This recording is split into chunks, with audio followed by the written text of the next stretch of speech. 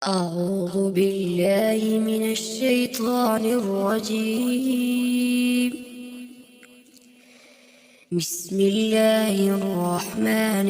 الرحيم. الرحمن علم القرآن خلق الإنسان علمه البيان. الشمس والقمر بحسبان والنجم والشجر يسجدان والسماء رفعها ووضع الميزان ألا تطغوا في الميزان وأقيموا الوزن بالقسط ولا تخسروا الميزان والأرض وضعها للأنام فيها فاكهة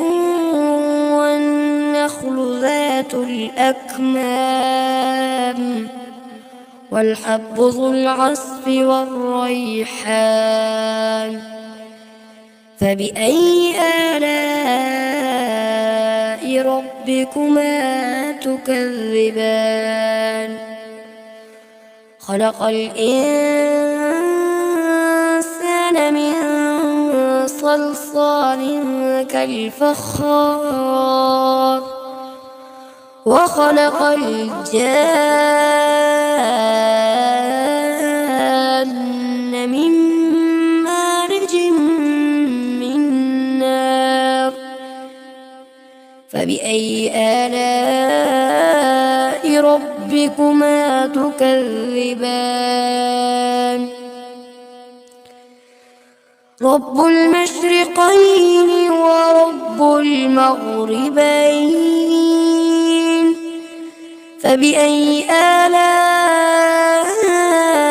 ربكما تكذبان مرج البحرين يلتقيان بينهما برزخ لا يبغيان فبأي آلاء ربكما تكذبان يخرج منهما اللؤلؤ والمرجان فبأي آلاء ربكما تكذبان وله الجوار المنشآت في البحر كالأعلام فبأي آلاء ربكما تكذبان كل من عليها فان ويبقى وجه ربك ذو الجلال والإكرام فبأي آلاء ربكما تكذبان يسأله من في السماوات والأرض كل يوم هو في شأن فبأي آلاء ربكما تكذبان سنفرغ لكم أيها الثقلان فبأي آلاء ربكما تكذبان يا معشر الجن والإنس إن استطعتم أن تنفذوا من أقطار السماوات من أقطار السماوات والأرض فانفذوا لا تنفذون إلا بسلطان فبأي آلاء ربكما تكذبان يرسل عليكما شواظ من نار ونحاس فلا تنتصران فبأي آلاء ربكما تكذبان فإذا انشقت السماء فكانت وردة كالدهان فبأي آلاء ربكما تكذبان فيومئذ لا يسأل عن ذنبه إنس ولا جان فبأي آلاء ربكما تكذبان يعرف المجرمون بسيماهم فيؤخذ بالنواصي والأقدام فبأي آلاء ربكما تكذبان هذه جهنم التي يكذب بها المجرمون يطوفون بينها وبين حميم آن فبأي آلاء ربكما تكذبان ولمن خاف مقام ربه جنتان فبأي آلاء ربكما تكذبان ذواتا أفنان فبأي آلاء ربكما تكذبان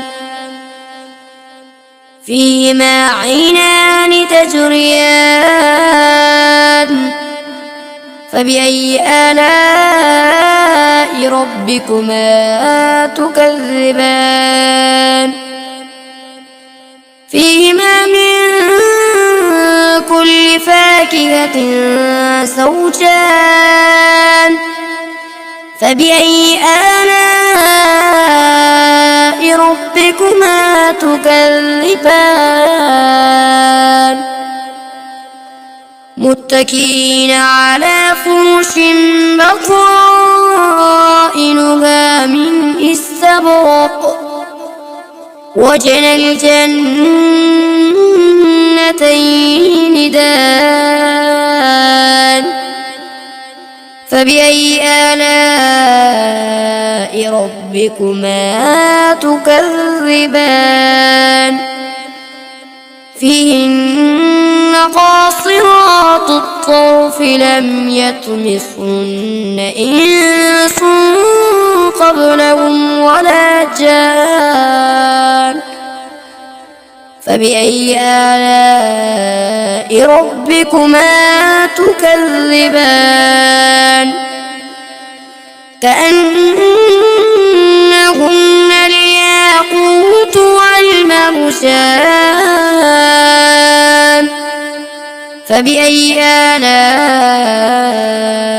ربكما تكذبان هل جزاء الإحسان إلا الإحسان فبأي آلاء ربكما تكذبان ومن دونهما جنتان فبأي آلاء ربكما تكذبان